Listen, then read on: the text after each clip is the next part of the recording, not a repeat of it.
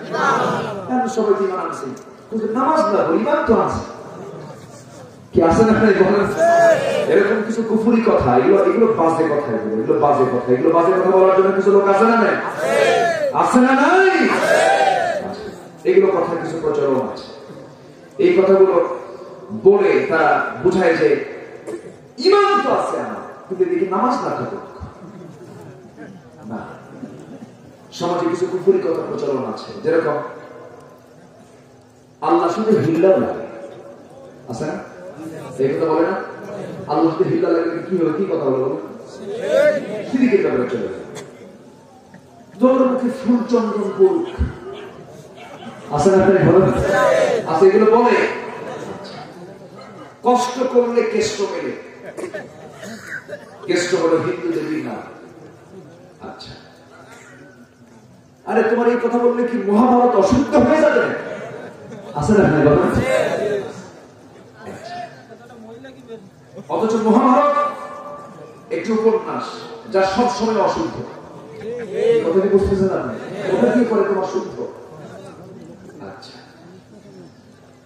মোল্লার দূর মসজিদ পর্যন্ত আছে না বলুন এই কথা তো বলা যাবে আচ্ছা বউ আদর করে বলে লক্ষ্মী বউ আমার আছে না বলেন এই কথা বলা যাবে লক্ষ্মী কার না না বলার কি দরকার দেখ নাম হইবে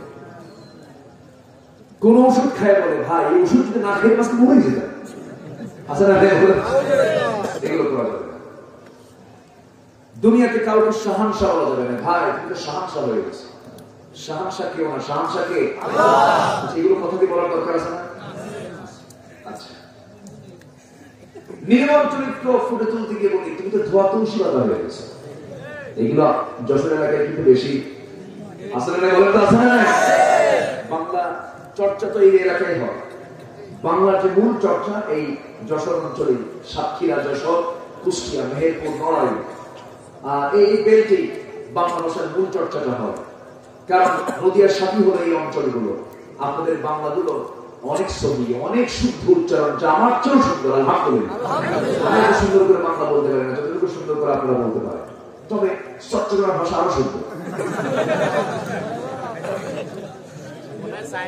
আমি গতকালকে ছিলাম সকালবেলা গতকাল ভোরে আমি ছিলাম চট্টগ্রাম এয়ারপোর্টের সামনে আমার দেখি মসজিদের দিকে ঢুকবো আমি আমাকে দেখে একজন বলছে পর্দা আমি ঘরে কথা কি বুঝতেছেন আপনি বড় ভাই আপনি কোথায় এখানে আপনি এখানে কেন পর্দা আপনি ঘরে কথা কি বুঝতেছেন এই হচ্ছে অবস্থা এত জটিল ওদের ভাষা কিন্তু ওটাও একটা ভাষা আলহামদুলিল্লাহ মজা আছে খুব মজা আছে ওরা খুব শর্টে মারে এখানে বসুন কত সময় লাগতেছে এখানে বসুন কি বলবে কি কথা কি বুঝতেছেন ওরা সবকিছু শর্টে মারে হ্যাঁ ওরা তো ব্যবসায়ী মানুষ বেশি এত লম্বা সময় ভাই এখানে বসুন এত সময় আছে ঠিক কে বলবে আবার ময়মনসিংহের মানুষ ওদের জমিও বড় ওদের কথা লম্বা বড় ফাইন মধ্যে মন ফাসিল দিয়ে বলে কি বলে হুজুর আমার জন্য দোয়া করবেন কথা কি বুঝতেছেন দোয়া করবেন ওরা মধ্যে লিঙ্ক মধ্যে আওয়াজ মধ্যে মন ফাসিল সব মধ্যে মন ফাসিল শুনে বলে কিন্তু এই এলাকার বাংলা ভাষার মধ্যে কোনো গলত নাই আলহামদুলিল্লাহ আলহামদুলিল্লাহ খুব সুন্দর আপনার তো ধোয়া তুলসী বাধা থেকে বলা যাবে আবার বলে ইয়া খাজা বাবা আসলে না বলে আছে গাড়ির সামনে লেখা থাকে কিছু গাড়ির সামনে লেখা থাকে খাজা বাবার নামে চলিলাম আছে না নাই কোন বাবার নামে চলা যাবে না আল্লাহর নামে চলতে হবে কার নামে আল্লাহর ধন রাসূলকে দিয়া আল্লাহ কাছে গায়েব হইয়া রাসূলের ধন খাজারে দিয়া রাসূল কাছে গায়েব হইয়া এই জাতীয় যারা কথা বলবে অবশ্যই গলাসি পায় বলা দরকার ঠিক কি না তুমি তো কোথায় পেয়েছো এগুলো ঈমান বিধ্বংস করে কথাগুলো করজোড়ে বিনতি জানাই আমি তাদেরকে দয়া করে এই কুফরি কথাগুলো ছেড়ে দিন বন্ধ করে দিন এই সমস্ত কথাগুলো এরপরে আরো কথা, কত কথা যে আছে, কি যেগুলো পাইছে কোথায়। ঢাকাতে একটা মরছে কয়েকদিন আগে, বাবা দেওয়ান লাগবে না? হ্যাঁ, দেওয়ান লাগবে মরছে। পেটটা দেখছেন তো? পেট মাশাআল্লাহ, পেটটা মোটামুটি কি বলবো, গোলাপুরি করার মতো, মানে কায়দায় নেই, গোলাপুরি করবেন কিনা। মাঝখানে ভারত বাংলাদেশের সীমান্ত প্রাচীর, এত বড় পেট, 220 কেজি ওজন, ছোট মোটা হাতি।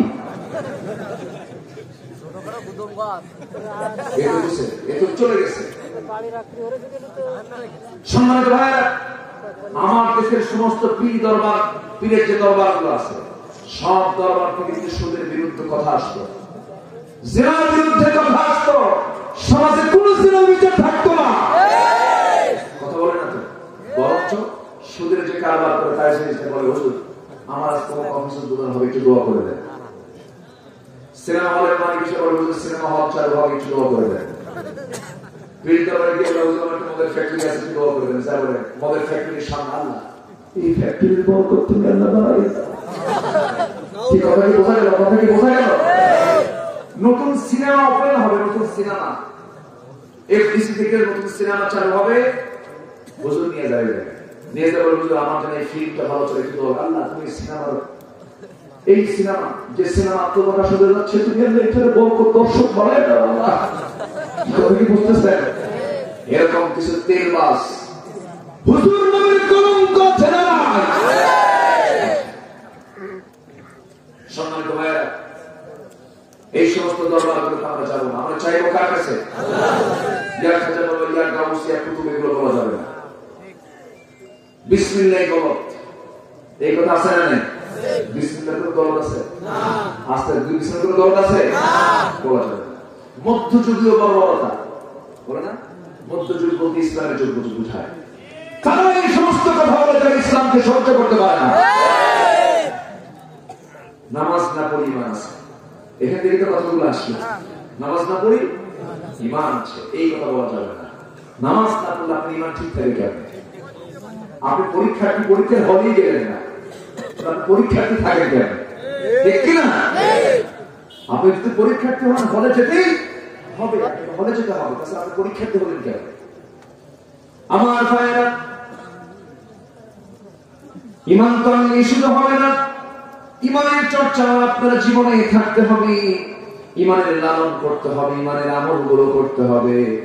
আল্লাহ রাব্বুল আলামিন ঈমানকে মজবুত করার জন্য এই কিতাবটা দিয়েছেন। এই কিতাবের মধ্যে সব কিছু বলে দিয়েছেন, কোনো কিছু বাদ পড়ে নেই এই কিতাবের ভিতরে। এই জন্য এই কিতাবটা পড়লে পরে সকল জ্ঞান হাসিল হয়ে যাবে। দুঃখ লাগে আজকে এই কিতাবের চর্চা করে পশ্চিমারা বিমান আবিষ্কার করেছে, বড় বড় ক্ষেপণাস্ত্র তৈরি করেছে, বড় বড় অস্ত্র তারা নির্মাণ করেছে। ফিহি বাসুন শাদীদ ওয়া মানাফিউ লিন-নাস। সূরা হাদীদকে রিসার্চ করে তারা বড় বড় অস্ত্র নির্মাণ করেছে। সূরা ফিলকে রিসার্চ করে তারা বিমান আবিষ্কার করেছে, তৈরি করেছে। আজকে মুসলমান কোরআনকে রিসার্চ করে পাইছে কি? কোরআনকে রিসার্চ করে পেয়েছে ঈদের জামাতে 12 তাকবীর না 6 তাকবীর। ঠিক আছে না? খালি পেঁয়াজ। হ্যাঁ, ঈদের নামাজ বছরে কয়দিন হয়? কয়দিন হয়? তুমি ওই ফতোয়া দিতে যাওয়া কেন? বলতে গেছে কি ঈদের জামাতে তাকবীর হবে 12টা, 6টা হবে বিদআত। 6টা যদি বিদআত হয়, দেশের অধিকাংশ মানুষ কয় তাকবীর বলে? এই যে এখানে কয় তাকবীর হয়? 6 তাকবীর। গোটা দেশে 90% মুসলমান 6 তাকবীরে ঈদের জামাত, ঈদের নামাজটা আদায় করে থাকেন। এখন আপনি যদি চাই বলেন 6 তাকবীর বিদআত, 12 তাকবীর জায়েজ, এটা না বলে আপনি বলবেন 6 তাকবীরও জায়েজ, 12 তাকবীরও জায়েজ, কোনো প্রবলেম হতো না। কিন্তু আপনি এই কথা কেন বলতে গেলেন? এই কথা বলতে যাওয়া মানে কি সমাধান না গন্ডগোল? সমাধান না গন্ডগোল? এই জাতীয় কথা কি আউটডোরের কথা না ইনডোরের কথা? বাইরের কথা না ভিতরের কথা? আলে বালামানের প্রশ্ন কথা বলো, তুমি তোমার কথাগুলো উপস্থাপন করো। আমজনতার সামনে এই সমস্ত কথাগুলো যারা বলে আসলে তারা বেয়াদব, ঠিক কি না? সব কথা সব জায়গায় বলা যাবে না। আবার বলতেছে একজন সুর করে ওয়াজ করা যায় না, অসুখ নাই যে। কি কথা কি বুঝতেছেন আপনারা? বলতেছে বলতেছে সুর করে ওয়াজ করা জায়েজ নেই। এটা কোনো কথা বলে দিলে কোনো ফতুয়া হলো? সুর করে ওয়াজ করেন নাই রাসূল, তোমরা সুর করে ওয়াজ করো না। আমার নবী কেমন করে ওয়াজ করতেন? রাসূল প্রচন্ড খেলে যেতেন, তার চক্ষু লাল হতো। চক্ষু লাল হতো কখন? সবসময় চক্ষু লাল হলে সাহাবীদের সামনে থাকতে পারবে? আসতে পারবে? থাকতে পারবে? থাকতে পারবে। রাসূল চক্ষু লাল করে কখন কথা বলতেন? জুমার খুতবার সময় কিছু কিছু প্রসঙ্গ যখন আসতো তখন তিনি খেলে যেতেন, রাগ চোখ লাল হয়ে যেত। কেউ যে দীপ্ত ভাষণ দিয়েছেন মুহাম্মদ সাল্লাল্লাহু আলাইহি ওয়াসাল্লাম, আবার রাসূল যখন এমন কিছু কথা বলতেন সাহাবীরা শুনতে শুনতে চোখের পানি দিয়ে ঝরে তাদের গাল, তাদের দাড়িগুলো ফেটে যেত। সেই সময় কি চোখ লাল হতো? তাহলে সুর করে ওয়াজ করা জায়েজ নাই। এই জাতীয় কথা তাদের মুখ থেকে বের হয়ে যায়, হিংসার যন্ত্রণা কথা বলে। সম্মানিত ভাই, কোরআন সুর আছে না? যদি আমি বলি রাসূল কখনো বাংলায় কথা বলেননি, রাসূল কি কখনো বাংলায় কথা বলছেন? না। নবীর ভাষা কি? বাংলা না আরবি? আমার নবী কি কখনো বাংলায় কথা বলেছেন? না। যিনি এই ফতোয়া দিয়েছেন, তুই বাংলা বলিস না, তুই আরবি কর। ঠিক কি না? তুই আরবি বলবি, তুই কখনো বাংলা বলবি না। বাংলা বলো তোর যুক্তিতে তোর এটা বেদাত হয়ে গেছে। কি কথা কি বুঝতেছেন আপনি? এগুলো সংঘাত সৃষ্টি করা যাবে না। আমি বিনয় সুরে বলি, আমি তাদেরকে দয়া করে এই সমস্ত কথাগুলো বলার সময় এখন না। এগুলো বর্জন করে কথা বলুন সুরের বিরুদ্ধে, কথা বলুন জিনার বিরুদ্ধে, কথা বলুন শিরকের বিরুদ্ধে, কথা বলুন কুফরের বিরুদ্ধে, কথা বলুন পৃথিবীর তৈরি করা আইনের বিরুদ্ধে কথা বলুন। কষ্ট হচ্ছে আপনাদের? এই কথাগুলো কি বলার দরকার আছে? আমার ভাইরা একটু কান লাগান, মনোযোগ দিয়ে শোনার চেষ্টা করুন। ঈমান যদি না থাকি, ঈমানের দাবি যদি করে থাকি, মহান রব্বুল আলামিন বলছেন, বান্দা শোনো, ঈমানটা তোমার সবচেয়ে বড় পুঁজি, ঈমান তো তোমাকে আনতেই হবে। কিন্তু সেই ঈমানটা আনতে গেলে ঈমানের যে ক্যান্সার গুলো আছে, ক্যান্সারের দিকে যাওয়া যাবে না। ঈমানের এক নাম্বার ক্যান্সার হলো শিরকের কাজ করা। শিরকের কাজ আছে না নাই? ফুল নিয়ে কবরে যাওয়া লোক আছে না নাই? আজকে কম কেন? আজকে বলবেন না আছে না নাই? আমার নবীর কবরে কোন সাহাবী ফুল নিয়ে গেছেন নাকি? আমার নবীর কবরে কেউ এখনো ফুল নিয়ে যায় নাকি? কোন কবরে সিজদা দেওয়া যাবে না, কোন কবরে ফুল দেওয়া যাবে না। তারপর প্রমাণ ফুল আমার নবীর কবর। আমার নবীর কবরে তিনি শুয়ে আছেন, আজকে ১৫০০ বছর একটা ফুল তো কেউ সেখানে দিল না। ফুল দিলে কি মহব্বত হয় নাকি? যেমনটাই হতো, সাহাবায়ে কেরাম ফুল দিতেন। আজকেও আমার নবীর কবরটা ফুলে ফুলে ঘেরা, সব ফুল দিয়ে ভরে যেত। আমি বহুবার, অসংখ্যবার নবীর কবরের সামনে জিয়ারা করেছি, আজ পর্যন্ত দেখি না একটা ফুল কেউ সেই জায়গায় দিল। বরং আমার নবীর কবরের সামনে কেউ হাত উঁচু করে দোয়া করবে এমনটাও সুযোগ নাই। কারণ বান্দা চাবে বান্দার কাছে না আল্লাহর কাছে? আস্তে বলে, বান্দা চাবে বান্দার কাছে না আল্লাহর কাছে? আল্লাহর কাছে বান্দা চাবে। কোন বান্দা বান্দার কাছে যেতে পারে না, সন্তান হয় না, মাজারে যাওয়া যাবে না, সন্তান হয় না, কোন ব্যক্তির ধারণা দেওয়া যাবে না। সন্তান দেওয়া না দেওয়া, সন্তান হওয়া না হওয়া সিদ্ধান্ত কার? আসতে বলবেন না কার? যেমন নিয়ত করে যদি কোথাও গিয়ে চিন্তা করে জমক দরবারে গেলে পরে কিছু খাওয়ানোর পরে আমার বাচ্চাটা হবে, এই জাতীয় কথা যদি কেউ লালন করে, এক মন দুধের ভিতরে কি দিলে? কি বলে লেখা? এক মন দুধের ভিতরে চোনা দিলে যেমন দুধ দিয়ে সব পয়মাল হয়ে যায়, শেষ হয়ে যায়, সামান্য একটা শিরকের কাজের মধ্য দিয়ে গোটা ঈমান আমার ধ্বংস হয়ে যাবে। গোটা বডি ঠিক আছে, হঠাৎ করে দেখে কোন জায়গায় যেন ফুলে গেছে টিউমার পরীক্ষা করে ডাক্তার বললো তোমার এর মধ্যে ক্যান্সারের কোষ ঢুকেছে, ক্যান্সার এখানে, ক্যান্সারের কোষ এখানে আছে, ক্যান্সার হয়েছে। তখন ওই জায়গা থেকে গোটা বডিতে রক্তে রক্তে মিশে গেছে সামান্য এই একটা অতিরিক্ত টিউমারের জন্য গোটা দেহ সব শেষ হয়ে গেল। তেমনি ঈমান একটা মজবুত জিনিস, ঈমানের ভিতরে যদি কোনো ছোট্ট একটা শিরকের ছোঁয়া যদি কেউ ঢুকায় ফেলে, সেটা হয়ে যাবে ঈমানের ক্যান্সার, তার জন্য জান্নাত হারাম হয়ে যাবে। আল্লাহ কত সুন্দর করে বলছেন, বান্দা শোনো, জান্নাত যদি পেতে চাও, যত গুনাহ করেছো কোনো প্রবলেম নাই, কত গুনাহ তোমার জীবনে হয়ে গেছে, যা আনানাস সামা, আকাশ ভরা গুনাহ, বিকরাদিল আরদিল খাতায়া, গোটা জমিন ভরে গেছে গুনাহ দিয়া। এতে কোনো আপত্তি নেই, সমস্যা নেই। আমার কাছে তুমি আল্লাহ তুশরিক বি শাইআন, আমার কাছে শিরক মুক্ত হয়ে চলে আসো, আমি তোমাকে মাফ করে সোজা জান্নাত দিয়ে দেব। জোরে বলি সুবহানাল্লাহ। এটা কার কথা? আস্তে বলবেন না, কার কথা? আবার আল্লাহ তাআলা এমন সহজ কথা বলে দিয়েছেন, কথার কথা একটু শুনেন। লাউলাম তুযনিবু লাযাহাবাল্লাহু বিকুম ওয়া লাজাআ বিকওমিন হাত্তা ইউযনিবুন। তুমি যদি গুনাহ না করো তাহলে তোমাকে আমি দুনিয়া থেকে মাইনাস করে দিয়ে এমন জাতি দুনিয়াতে পাঠাবো যারা গুনাহ করবে, গুনাহ করার সঙ্গে সঙ্গে আমার কাছে চোখের পানি ফেলে ফেলে ফেলে ফেলে মাফ চান, আমি তাকে মাফ করে দেব। একটু আস্তে বল সুবহানাল্লাহ। গুনাহ করার যোগ্যতা আমাদের আছে না? নাই। আজকে থেকে নিয়মিত গুনাহ করব না। এই কথা কি বুঝতেছেন না? এর মানে এই না গুনাহ করা যাবে না, কিন্তু এটা হলো আসার বাণী। আল্লাহ পাক আশীর্বাদ দিচ্ছেন, বান্দা ভয় খাও কেন, হতাশ হও কেন, শিরকের কাজে যেও না, বিদআতের কাজে যেও না, আমি তোমাকে মাফ করে দেব। আমার ভাইরা, আমার বন্ধুগণ, আমাদের রবকে আল্লাহ জোরে বলেন, আরো জোরে আল্লাহ। আল্লাহর নামে একটা ছোট করে আমি শুনবো না। আমাদের রবকে আল্লাহ, আমাদের রবকে আল্লাহ। আমাদের দল কি? ধাক্কা খেলেন কেন? ধাক্কা খান কেন?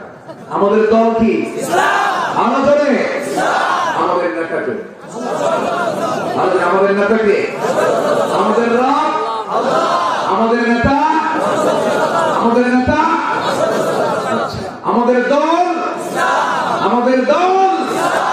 এই তিনটা বিষয়, এই তিনটি বিষয়ের ভিতরে যদি কেউ নাক গলাতে চায়, সোজা গলা চিপায় ধরবো আমরা তাদের।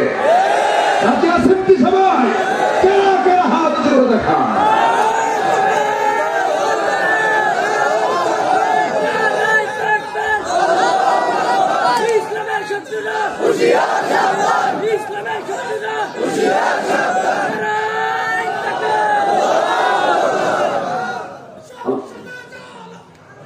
আল্লাহ সবার হাতকে কবুল করুন।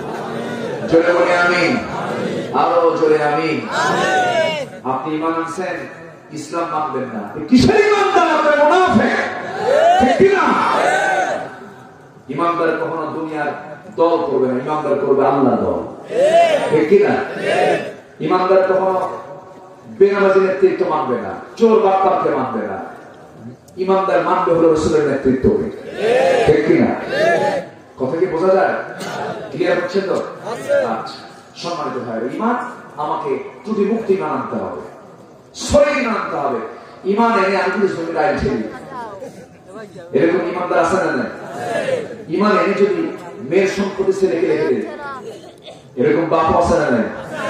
হজের আগে সব মেয়েকে ডাক দিয়ে বলে, মা শোনো, আমি বুড়া হয়ে গেছি, ফিরবো কিনা জানি, একটা মাত্র ছেলে, তোমার 7টা মেয়ে, তোমাদের সম্পত্তি একটু দয়া করে আমার ছেলের নামে লিখে দিই। কত বড় হারামি! আসতে এরকম এরকম এরকম অসভ্য কিছু আছে না? নাই। হজে যাচ্ছেন, উনি কোথায় যাচ্ছেন? হজে। আরেকটা অকাম কইরা এর নামে ঈমান না। আমার নবীজি মাঝে মাঝে ওয়াজ করতেন, সাহাবীরা শুনতেন, আগের ইতিহাসগুলো বলতেন। একদিন মক্কা একটা হাদিস তিনি বর্ণনা করলেন, বলেন সাহাবীরা একটা ঘটনা শুনে, হুজুর আপনি ঘটনাগুলো শোনান, আমাদেরকে বলুন, আপনি আমাদেরকে নসিহত দিন। রাসূল বললেন, শোনো, বনী ইসরাঈল যুগে, বনী ইসরাঈলের সময় 3টা যুবক তারা কোন একটা সফরে যাচ্ছিল। সফরে যাওয়ার সময় সামনে তাদের পড়ে গেল প্রবল বর্ষণ, প্রবল ঝড় শুরু হয়ে গেল। সেই ঝড়ের কবলে পড়ে কোথায় তারা আশ্রয় নিলেন? সামনে পাহাড় ছাড়া কিছুই নাই, পাহাড়ি ঢল শুরু হয়ে গেছে। তারা করলো কি, পাহাড়ি একটা গর্তের মধ্যে তারা আশ্রয় নিয়ে নিল। পাহাড়ি গর্তের মধ্যে আশ্রয় নিয়ে কিছুক্ষণ থাকতে থাকতে হঠাৎ করে দেখতে পেল উপর থেকে একটা বিশাল ওজনের একটা পাথর এসে সেই গুহার মুখে লেগে গেছে, আটকে গেছে, যা কেউ টান মেরে কেউ বের করতে পারবে না, তাদেরকে তারাও বের হতে পারছে না। পাহাড়ি গুহার মধ্যে আটকে পড়ি, এখন আর মৃত্যু ছাড়া কোনো উপায় নাই। তাদের 3 জনের চেহারায় চোখ মুখ শুকে গেছে। 3 জন বন্ধু মিলে একসঙ্গে বলছে, যুবক 3 জন একসঙ্গে বলছে, শোনো, এই যে একটা দুঃসময়, এই যে একটা কঠিন ক্রাইসিস মুহূর্ত, আমরা তো কিছুই করতে পারবো না, আমাদেরকে কেউ রক্ষা করতে পারবেন না, তবে রক্ষা করার মতো একমাত্র যোগ্যতা কার? আসতে বলবেন না কার? এই কথাগুলো বলছেন মুহাম্মদ সাল্লাল্লাহু আলাইহি ওয়াসাল্লাম। এরপরে বললেন, ও সাহাবীরা শোনো, এই তিন যুবকের চোখের পানি পড়ে আল্লাহর কাছে রোনাজারি করতে নিয়ে এক যুবক বলে, আল্লাহ, জীবনে তেমন কোন আমল করতে পারিনি, তবে একটা আমল করেছি, আমি আমাদের খেয়ানত করি নাই। এক শ্রমিককে আমি কাজের জন্য নিয়েছিলাম, সেই শ্রমিকটা কাজ করতে সে আমার কাছে সকাল সন্ধ্যা কাজ করে গেল, কিন্তু আমি তার ন্যায্য পাওনা দিতে পারি নাই, আমি তার হাতে তার পেমেন্টটা দিতে পারি নাই। সব আগেই চলে গেছে, আমি পরে তাকে আর খুঁজে পাই না। আমি তার সেই পারিশ্রমিকের টাকা দিয়ে একটা ছাগল কিনি, সেই ছাগিটা কেনার পর সেই ছাগি থেকে অনেকগুলো ছাগল হতে থাকলো, ছাগল পাল হয়ে গেল। বেশ কয়েক বছর পর আমার সামনে যখন চলে এলো, আমি তাকে সেই শ্রমিক সেই কাজের ন্যায্য পাওনা ছিল, শুধু এই টাকাটা আমি তার হাতে না দিয়ে আমি করেছি কি, তার টাকাটা আমি কাজে লাগিয়েছিলাম, অনেক বড় ছাগল একটা পাল হয়েছে, সেই ছাগল পাল সহ সব আমি সেই শ্রমিকের হাতে আমি অর্পণ করেছিলাম। আমি আমাদের খেয়ানত করি নাই। ও আল্লাহ, এই চরম বিপদে তোমার কাছে আমরা আশ্রয় চাই, বলছে আল্লাহ, এই বিপদ থেকে তুমি আল্লাহ বাঁচাও। এই যুবকের দোয়া করার সঙ্গে সঙ্গে ওই পাহাড়ের সেই গুহার মুখ থেকে ওই পাথরটা 3 ভাগের 1 ভাগ নেমে গেল, ফাঁকা হয়ে গেল। দ্বিতীয় যুবক বলে, আল্লাহ, জীবনে তেমন কোন আমল করতে পারি নাই, তবে পৃথিবীতে সবচেয়ে বেশি দাম দিয়েছি আমার মা বাবাকে, আমার মাকে আমার আব্বাকে সবচেয়ে বেশি সম্মান করেছি। অনেক রাত্রে রাত, গভীর রাত্রে, মধ্য রাত্রিতে হঠাৎ করে বাড়িতে ফিরলাম, আমার স্ত্রী দরজা খুলে দিয়ে আমার সামনে একটা গ্লাস দুধ নিয়ে সে দাঁড়ায় থাকলো। গ্লাসটা হাতের মধ্যে নিয়ে মনে মনে ভাবলাম, আমার মাটা যেন কি খেয়েছে জানি না। ছোট্ট একটা মেয়ে সহ বলে, বাবা দুধ খাবো, আমাকেও দুধ দিয়েছে, আমিও খেলাম না। ছোট্ট মেয়েটা কান্দার পর আমি তার সেই মেয়ের হাতে আমি দুধটা দিলাম না। আমি মার ঘরে চলে গেলাম, মার ঘরে গিয়ে মা কি দেখি মা ঘুমান্ত, মাকে ডাক দিলাম না। মাটা যখন ঘুম থেকে উঠলেন, আমি তার পাশে গ্লাস হাতে নিয়ে দাঁড়িয়েছিলাম। মা যখন উঠেছেন বললাম, মা তুমি কি দুধ খেয়েছো নাকি, তুমি দুধ খাও। আমি মার হাতে দুধ দিয়ে মার মুখে দুধ তুলে দিয়েছি, মাকে দুধ পান করে দিয়েছি। আমি নিজেও খাই নাই, আমার মেয়েদেরকেও খাওয়াই নাই, সন্তানদেরকে খাওয়াই নাই। আল্লাহ গো, এই পৃথিবীতে সবচেয়ে সম্মান কদর মাকে করার চেষ্টা করেছি। ওই রাতের বদৌলতে তুমি আল্লাহ এই বিপদ থেকে, আল্লাহ আমাদের বিপদ থেকে উদ্ধার করে বাঁচাও। 3 ভাগের 1 ভাগ চলে গেল, ওই পাথরটার মুখ থেকে 3 ভাগের 2 ভাগ চলে গেল। এবার আরেকজন যুবক দোয়া করছে, আল্লাহ, জীবনে তেমন কোন আমল করতে পারি না, আল্লাহ তোমার কাছে প্রার্থনা করি। সেই রাতের কথা, এক রাতে আমার চাচার বোনের ঘরের মধ্যে আমি ঢুকলাম, চাচার বোনের সঙ্গে আমার সেনা শুরু হয়ে যাবে, এমন সময় আমি তার 2 উরুর মাঝখানে পর্যন্ত চলে গেলাম। কিন্তু আমার সেই চাচার বোনের চোখ বেয়ে টপ টপ করে পানি পড়ছে। চোখের পানি দেখে বললাম, তুমি কান্দো কেন, কান্দার কারণটা কি? আমার সেই চাচার বোনটা বলে, ও আমার ভাই, তুমি আমার চাচাতো ভাই, তুমি আমার, আমি তোমার চাচাতো বোন, কিন্তু সম্পর্ক তো অবৈধ, বিয়ের সম্পর্ক না। তুমি আমার সঙ্গে জেনা করতে এসেছো, আমিও জেনায় শামিল হচ্ছি। কিন্তু তুমি কি জানো, এই 2 জনের মধ্যে 3য় জনের একজন বড় সাক্ষী আমার আল্লাহ রাব্বুল আলামিন। আমার সেই বোনটা যখন আমাকে সতর্ক করে দিল, সেই কঠিন মুহূর্ত থেকে আমি নিজেকে গুটিয়ে নিয়ে আমি জেনার কাছে যাই নাই। আল্লাহ, এত বড় স্যাক্রিফাইস যদি তোমার ভয় করতে পারে, আল্লাহ যৌবনকে আমি কন্ট্রোল করেছি, এই বিপদ থেকে তুমি আল্লাহ আমাদেরকে বাঁচায় দাও। সম্পূর্ণ পাথর সরে গেল। 3 জন যুবক সেই গুহা থেকে বের হয়ে নিরাপদে বাড়ির দিকে চলে এলো। সুবহানাল্লাহ। আমার নবীজি বয়ানটা কেন করলেন? এখানে ঈমান আছে না নাই? আস্তে, এখানে ঈমানের বিষয় আছে না নাই? এখানে ঈমানের বিষয়টা আছে। কি ঈমানের বিষয়? 1 নাম্বার ঈমানের বিষয় হলো, প্রথম যে যুবকটা দোয়া করেছিল আল্লাহর কাছে, কি দোয়া বলে? আমানত। কি বলেন? যারা আমানত নেই তারা ঈমানই নেই। আমার নবীজি আমানতের আওয়াজ করে দিলেন, আমার নবীজির পিতামাতার আওয়াজ করে দিলেন, আমার নবীজি এক ঘটনার মধ্য দিয়া যৌবনকে কন্ট্রোল করে ইবাদত শেখায় দিলেন। যৌবনকে কন্ট্রোল করো, তোমাকে কে দেখবেন? আল্লাহ। তোমাকে কে দেখবেন? যুবক, নারীর দিকে তাকানোর ইচ্ছা হয় কি হয় না? হয়তো ইচ্ছা তো হবে, ইচ্ছা হয় না? ইচ্ছা না হলে তো ভাবতে হবে পুরুষত্ব না। কথা কি বোঝেন? তাও ঠিক। নারীর দিকে তাকানোর কি ইচ্ছা হবে? আল্লাহ রাব্বুল আলামিন নারীর দিকে পুরুষের টান দিয়েছেন, পুরুষের দিকে নারীর টান দিয়েছেন। এই টান না দিলে বাচ্চা কাচ্চা হবে নাকি? হবে না। এই টান আল্লাহ দিয়েছেন আদমের জন্য, হাওয়া কাঁদবে হাওয়ার জন্য, আদম কাঁদবে। দুনিয়াতে পড়ে দুইজন দুই দিকে পড়লেন। একজন পড়লেন এই ভারতের শ্রীলঙ্কার শরণদ্বীপে, আর একজন পড়লেন জেদ্দার মাটিতে। জিদ্দাতুন মানে হলো দাবি, জিদ্দাতুন মানে দাবি। সেই জেদ্দায় পড়লেন আমার দাদি, আমার মা হাওয়া আলাইহিস সালাতু ওয়াস সালাম জেদ্দায় পড়লেন, আদম আলাইহিস সালাতু ওয়াস সালাম শ্রীলঙ্কায় পড়লেন। এই শ্রীলঙ্কার কোথায় জেদ্দা? পৃথিবীতে মানুষ মতে কয়জন বলেন? দুইজন মানুষ দুই প্রান্তে পড়ে গেলেন। কাঁদতে থাকলেন, কাঁদতে কাঁদতে 300 বছর চলে গেল। কত বছর? 300 বছর। চোখের কোনা পর্যন্ত ঘা হয়ে গেল। আল্লাহকে ডেকে ডেকে আদম বলছেন, আল্লাহ তুমি কি আমাকে মাফ করবে না? তুমি কি আমাকে ক্ষমা করবে না? তিনি যে দোয়াটা করেছেন সেই দোয়া কোরআনে আছে না নাই? আজকে বলবেন না আছে না নাই? সকল নবীর দোয়া কোরআনে কে দিয়েছেন? আল্লাহ দিয়েছেন। আদমের দোয়াটা আমরা পড়ি, রব্বানা যালামনা আনফুসানা ওয়া ইন লাম তাগফির লানা ওয়া তারহামনা লানাকুনান্না মিনাল খাসিরিন। ইব্রাহিম আলাইহিস সালাতু ওয়াস সালাম কি দোয়া করেছেন? বলেন সবাই, ربنا تقبل منا إنك أنت السميع العليم وتب علينا إنك أنت التواب الرحيم. এরপরে আইয়ুব আলাইহিস সালাতু ওয়াস সালাম তিনি কি দোয়া করেছেন? সেই দোয়াটা আজও পৃথিবীতে আছে। ইউনূস আলাইহিস সালাতু ওয়াস সালাম কি দোয়াটা করেছেন? এখনো কোরআনে আছে না নাই? ইউনূস দোয়া করেছেন, লা ইলাহা ইল্লা আনতা সুবহানাকা ইন্নী কুনতু মিনাজ জালিমিন রব্বি আন্নী মাসসানিয়াদ-দুররু ওয়া আনতা আরহামুর রাহিমিন। আইয়ুব দোয়া করেছেন এই দোয়া। আইয়ুবের দোয়া ছিল 18 বছর। কত বছর? 18 বছর। ইউনূস আলাইহিস সালাতু ওয়াস সালাম মাছের পেটে ছিলেন 40 দিনেরও বেশি দিন। সেই ইউনূসের মাছের পেটে থাকার রহস্যকে আবিষ্কার করে আজকে সাবমেরিন তৈরি হয়েছে। আমার ভাইরা, ইউনূস আলাইহিস সালাতু ওয়াস সালাম কার কাছে কেঁদেছেন? কার কাছে প্রার্থনা করেছেন? আইয়ুব আলাইহিস সালাতু ওয়াস সালাম রোগাক্রান্ত ছিলেন। গোটা শরীর যদি ঘা হয়ে গেছে, মাথা থেকে পা পর্যন্ত ঘা। একটা বারের জন্য তিনি অসন্তুষ্টি প্রকাশ করলেন না।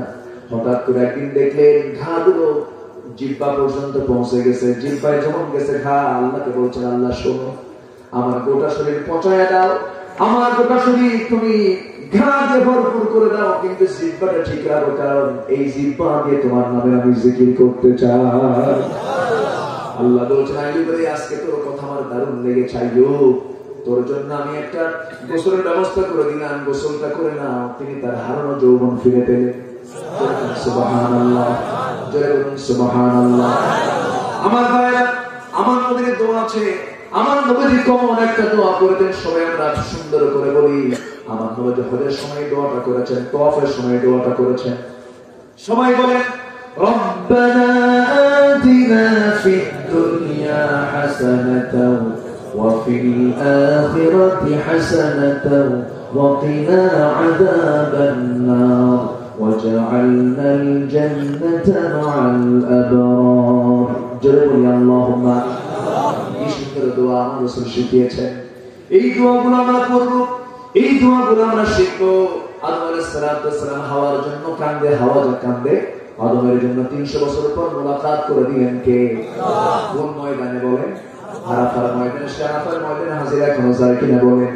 আরাফার ময়দানে 300 বছর পর যখন দেখা হলো, আদম বলে, হাওয়া রে, তুই কইছিলি? ও আমার আদম, তুমি কইছিলা? আমার আব্বা আম্মা মিল হয়ে গেল। আদম ছাড়া হাওয়া বাঁচে না, হাওয়া ছাড়া আদম বাঁচে না। এই দুনিয়াতে দেখবেন যখন বিয়েটা করে, বিয়ে করার পর দৈহিক একটা টান থেকে যায় স্বামী তার স্ত্রীর প্রতি, স্ত্রী তার স্বামীর প্রতি। কিন্তু যৌবন যখন পার হয়ে যায়, 60 বছর 70 বছর যখন বুড়াবুড়ি থাকে, তখন কি দেহের টান থাকে নাকি? আসলে দেহের টান থাকে, দৈহিক কোনো টান থাকে না। কিন্তু সেই সময় মনের টানটা কমে না, বাড়ে? যৌবন বয়সে দেহের টান আর বুড়া বয়সে কিসের টান? মনের টান। কোন মহব্বত বেশি মজার? বলেন বলেন কোনটা? মনের টানটা বেশি মজার। আমার ভাইরা এই মহব্বত তো আল্লাহ দিয়ে দিয়েছেন। আমার যুবক ভাইরা দেহের টান তো ক্ষণিকের টান, মনের টানটা আসল টান। তুমি তোমার যৌবনকে নষ্ট করতে যাবে না, ওই নারী তোমাকে জাহান্নামের দিকে নিয়ে যেতে পারে। ও আমার আম্মা, কোন যুবকের তুমি ফাঁদে পড়বে না মা। ও আমার বোনেরা, যুবকের ফাঁদে তোমার পড়া যাবে না, বিবাহ বহির্ভূত কোনো নোংরামি করা যাবে না। আমার দেশের ম্যাক্সিমাম শিশু পার্কগুলোতে শিশুরা থাকে না যুবক যুবতী থাকে? শিশু পার্ক নাম দেওয়ার কি দরকার ছিল? ম্যাক্সিমাম শিশু পার্কগুলো যুবক যুবতীতে ভরে গেছে। গাছের গোড়ায় গোড়ায় জোড়ায় জোড়ায় বসে গেছে। কি থেকে রাজদের আল্লাহ জানে। বসে বসে এই সমস্ত শয়তানি গুলো করে, দুষ্টামি গুলো করে, বলে এটাই প্রগতি, এটাই উন্নতি, এটাই হলো সভ্যতা, এটাই হলো আধুনিকতা। আমার ভাইয়েরা, আমার যুবক ভাইয়েরা, যে নারীর জন্য তুমি পাগল হয়ে যেতেছ, সেই নারীকে তুমি বিয়ে করলে, ভালো কথা, বিয়ে করার পর 5টা বছর সংসার হয়ে গেল, হঠাৎ করে তুমি একদিন রোড অ্যাক্সিডেন্ট করে দুনিয়া থেকে বিদায় হয়ে গেছো। বিদায় হয়ে যাওয়ার পর ওই বউটা কাঁদতে কাঁদতে পাগলি হয়ে গেল, অস্থির হয়ে গেল, সন্তান ছোট্টটা এতিম হয়ে গেল। 7 দিন পরে কান্না থেমে যাবে, 14 দিনে মোটামুটি বন্ধ হবে, 1 মাসে মুখে হাসি ফুটবে, 2 মাসে মোটামুটি ভুলে যাবে, 3 মাস যখন পার হয়ে যাবে তখন আত্মীয় স্বজন বাপ মা সবাই মিলে বলবে, মা বয়স তো তোমার কম, যৌবন তো এখনো আছে, মাত্র একটা ছেলে তোমার তো অন্যত্র বিয়ে না হলে আমরা বুড়া বুড়ি হয়ে যাবো, কে তোমাকে দেখবে মা? একটা তো বিয়ের বন্দোবস্ত করা দরকার। বাপ মা ধরে নিয়া ওই আপনার স্ত্রীকার এক জায়গায় বিয়ে দিয়ে দেবে। বিয়ে হওয়ার পর নতুন স্বামী পাবে, নতুন স্বামী পায় ওই বউটা তার বাপ মার কাছে এসে বলবে, মা এই যে তুমি যে আমাকে পরে বিয়ে দিয়েছো যে স্বামীটার সঙ্গে, আগের স্বামীর চাইতে এই স্বামী আমার দারুণ বেশি ভালো। এটাই হলো দুনিয়া, এটাই হলো নিয়ম। অতএব যুবক, যৌবনকে কন্ট্রোল করো। সমস্ত প্রেম আর উজাড় করবো, মহাব্বতকে উজাড় করবো কার জন্য? আসতে বলবেন না কার জন্য? এই জীবনটা সুন্দর করে ঢেলে সাজিয়েছেন কে? এই সুন্দর যৌবন দিয়েছেন কে? সুন্দর চেহারা দিয়েছেন কে? এত সুন্দর করে বানালেন, আল্লাহ বলছেন বান্দা নিজের দিকে তাকায় দেখতো, কি সুন্দর করে বানালাম তোরে আমি, টানা টানা চক্ষু দিলাম, এই চোখের মধ্যে পানি দিলাম, পানির মধ্যে কি সুন্দর পানি দিলাম, ঘাম ও পানি, ঘাম বের হয় না? ঘাম যখন চোখের মধ্যে ঢোকে তখন কি থাকা যায় নাকি? খুব কষ্ট হয়, জলাজলি করে। এই ঘামটা যখন বের হয় এটাও পানি, আবার চোখ থেকেও পানি বের হয়, এটাও পানি। এই চোখের পানিটা ভিন্ন রকম, ঘামটা ভিন্ন রকম। আবার রক্তকে আল্লাহ রাব্বুল আলামিন শোধন করার জন্য পেশাব আকারে বের করে দিয়ে কিডনিতে সেকে সেকে রক্তটাকে পিউরিফাই করেন। সুবহানাল্লাহ বলেন। এত সুন্দর করে কিডনি সেটআপ দিলেন, চোখের পানি সেটআপ দিলেন, চোখের পিছনে 2টা মেশিন এক্সট্রা করে রেখে দিয়েছেন। ওই মেশিনের কাজ হলো চোখের পানি প্রস্তুত করে রাখা। হঠাৎ করে শরীর মধ্যে, চোখের মধ্যে কোনো ধুলাবালি ঢুকবে, চোখের পানি বের হয়ে আসবে, চোখের পাপড়ি নড়াবে, সুন্দর করে ধুলাবালি গুলো চোখ থেকে পরিষ্কার করে দেবে। সুবহানাল্লাহ বলবেন না? যদি এই পানিটা না থাকতো, দুনিয়ার কোনো পানি দিয়ে চলবে না। এটা কি পানি? এটা দেখেন, মেডিকেল সায়েন্স বলতেছে এই চোখের মধ্যে কিছু আছে পানি, কিছু আছে শ্লেষ্মা, কিছু আছে তেল, কিছু আছে ইলেকট্রোলাইটের জটিল মিশ্রণ। এই পানিটা প্রসেসিং করা, তৈরি করা, আল্লাহর পক্ষ থেকে স্থায়ী অয়েন্টমেন্টের ব্যবস্থা, মলম দিয়েছেন। জোরে বলি সুবহানাল্লাহ। সবচেয়ে বড় মলম হলো চোখের পানি। এই পানি দিয়ে আল্লাহ রাব্বুল আলামিন চোখটাকে ভিজায় রাখেন, চোখটাকে ডুবায় রাখেন পানির ভিতরে। আমি আমার ভাষায় বলি, চোখ কান মুখ নাক হলো পদ্মা মেঘনা যমুনার চোখ, বড় একটা ফাংশন। জোরে কোন সুবহানাল্লাহ। আল্লাহ বলছেন, বান্দারে এত সুন্দর করে তোকে বানিয়ে দিলাম, চোখ দিলাম, চোখের পানি কে দিয়েছেন? আস্তে চোখের পানি কে দিয়েছেন? চোখকে দেখি আমরা, দেখি না? আমাকে দেখার তৌফিক দিয়েছেন কে? আমার চোখের মধ্যে পানি দিয়েছেন কে? চোখের কর্নিয়া দিয়েছেন কে? চোখকে মজবুত করে বানিয়ে দিয়েছেন কে? এই চোখ দিয়ে পরনের দিকে তাকায় থাকে কে?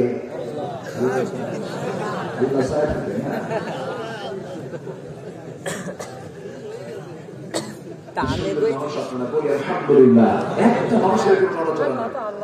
বাড়ি যাবেন না? বাড়ি যাবেন না? থাকেন আগে যাই।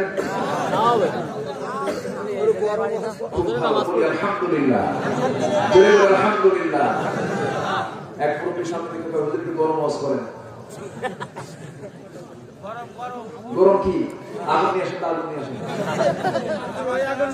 এইখানে বসুন সম্মানিত ভাইরা, আমরা কথা বলবো না করে কথা অবশ্যই বলবো, বলি না কথা বলি না, কোন কথা বাদ পড়েছে চেষ্টা করি, কিন্তু কথা তো এগুলো তো কথা, এগুলো কথা কিনা বলেন, এগুলো কথার কি দরকার নাই? সম্মানিত ভাইরা একটু আমার দিকে তাকান। তাহলে আল্লাহ পাক এত নিয়ামত দিলেন, সবার আগে আমি কার হক আদায় করবো? আসতে বলবেন না, কার হক আদায় করবো? আল্লাহ। সম্মানিত ভাইরা, ঈমান এনেছি, ঈমানদার যদি মিথ্যা সাক্ষী দেয় তার ঈমান থাকে? আসতে কোন ঈমান থাকে? মিথ্যা সাক্ষী দেওয়ার মতো কিছু কুলাঙ্গার আমার দেশে আছে না? আছে না? আলেমের বিরুদ্ধে মিথ্যা সাক্ষী দিয়েছো তোমরা, আছে না? আলেমের বিরুদ্ধে মিথ্যা সাক্ষী দিয়ে সাজানো নাটক করে অন্ধকার প্রকোষ্ঠে যারা ঝুলিয়ে রেখেছ, তোর শুদ্ধ হস আল্লাহর দরবারে মঞ্জুর হবে না। এই সমস্ত মুনাফিকদের বিরুদ্ধে লড়াই করার দরকার আছে না? রাজি আছেন কারা কারা? হাত তুলে দেখা।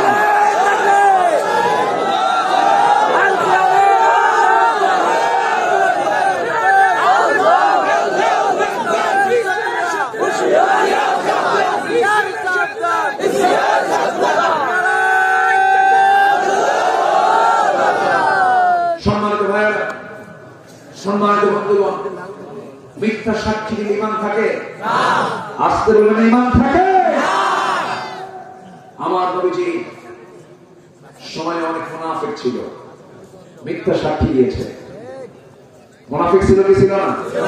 এখন তো মুনাফিক নাই, এখনো মুনাফিক আছে না? মুনাফিক গুলো চিনে রাখেন, সামনে কাছে লাগাবো ইনশাআল্লাহ। এখন না হয় পৌষ, এখন না হয় আমাদের সর্বনাশ, পৌষ মাস আসবে তো, সব আসবে না? এই দিন না, আরো দিন, এক মাসের শীত যায় না, সামনে দিন আসবে, জোরে করে ইনশাআল্লাহ। ভাববেন না হাতের মুষ্টি দিয়ে সূর্য উধাও হয়ে গেল। সূর্যের সামনে মুষ্টি পারলে সূর্য থাকে, চোখে থাকে না, কিন্তু আসলে সূর্য আছে না? হাতের ক্ষমতা দিয়ে ভাববেন না সামনে কিচ্ছু নাই, সামনে আরো বড় কিছু আছে, ঠিক কিনা? সবচেয়ে বড় প্রশাসন কার? সবচেয়ে বড় ক্ষমতা কার? আল্লাহ। ফেরাউন কি সুবাইয়া মারছে? পৃথিবীতে সাজা, ঠিক কিনা? আল্লাহ নমরুদকে ন্যায়ের রাষ্ট্র বিদায় করেছে, সে আল্লাহ আছে না নাই? আবু জেহেলকে খতম করেছেন কে? আল্লাহ। কত বড় বড় নেতা সব সিথে পড়ে আছে,